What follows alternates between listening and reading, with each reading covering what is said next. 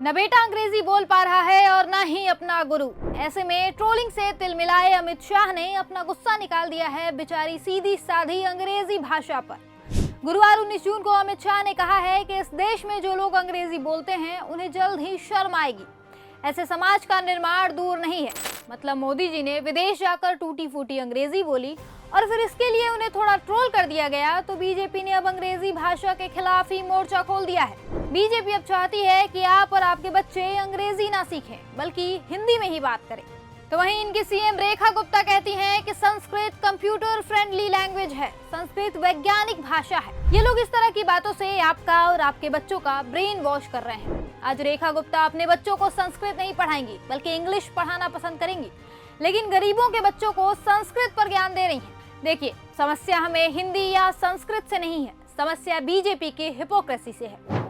ये लोग आज आपको और आपके बच्चों को हिंदी पढ़ने का ज्ञान दे रहे हैं, लेकिन ये खुद के बच्चों को विदेशी यूनिवर्सिटीज में भेजकर पढ़ा रहे हैं ताकि इनके बच्चे अंग्रेजी के अच्छे वक्ता बने। फिर इनके फर्राटेदार अंग्रेजी बोलने वाले बच्चे इंडिया आए और यहाँ आकर आप पर और आपके बच्चों पर राज करें। और हम एक या दो बीजेपी नेताओं की बात नहीं कर रहे, इनके कई सारे नेता ऐसे हैं जो अपने बच्चों को विदेशी यूनिवर्सिटीज में पढ़ा रहे हैं या पढ़ा चुके हैं। इनमें सबसे बड़ा नाम वित्त मंत्री निर्मला सीतारमण का ही है। इनकी बेटी लंदन स्कूल ऑफ इकोनॉमिक्स में पढ़ी है।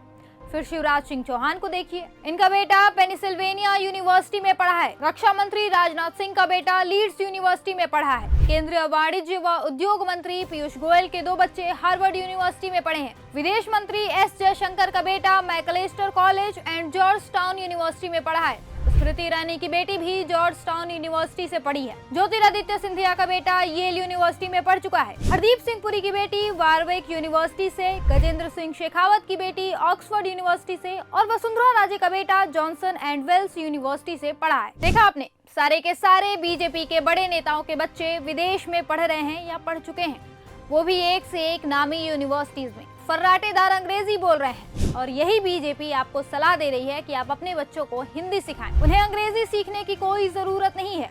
क्यों? सिर्फ इसलिए ताकि आपके बच्चों का दायरा सीमित हो जाए, वो एक कुएं के मेढक बन के रह जाएं। बीजेपी और उसकी व्हाट्सएप यूनिवर्सिटी आपके बच्चों को जो बताए, जो सिखाए, आपके बच्चे उसी पर यकीन कर लें।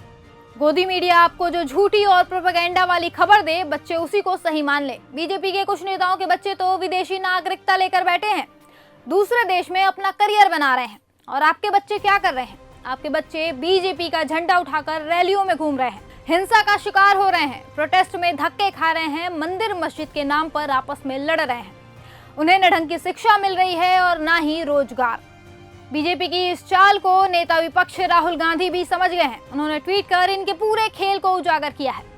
राहुल गांधी ने कहा कि अंग्रेजी बांध नहीं, पुल है, शर्म नहीं, शक्ति है, जंजीर नहीं, जंजीर तोड़ने का औजार है। उन्होंने कहा कि बीजेपी आरएसएस नहीं चाहते कि भारत का गरीब बच्चा अंग्रेजी सीखे, क्योंकि वो नहीं चाहते कि आप सवाल पूछें, आगे बढ़ें, बराबरी करें। आज की दुनिया में अंग्रेजी उतनी ही जरूरी है जितनी आपकी मातृभाषा, क्योंकि यही रोजगार दिलाएगी, आत्मविश्वास बढ़ाएगी। इसके साथ ही राहुल ने यह भी कहा कि भारत की हर भाषा में आत्मा है, संस्कृति है, ज्ञान है।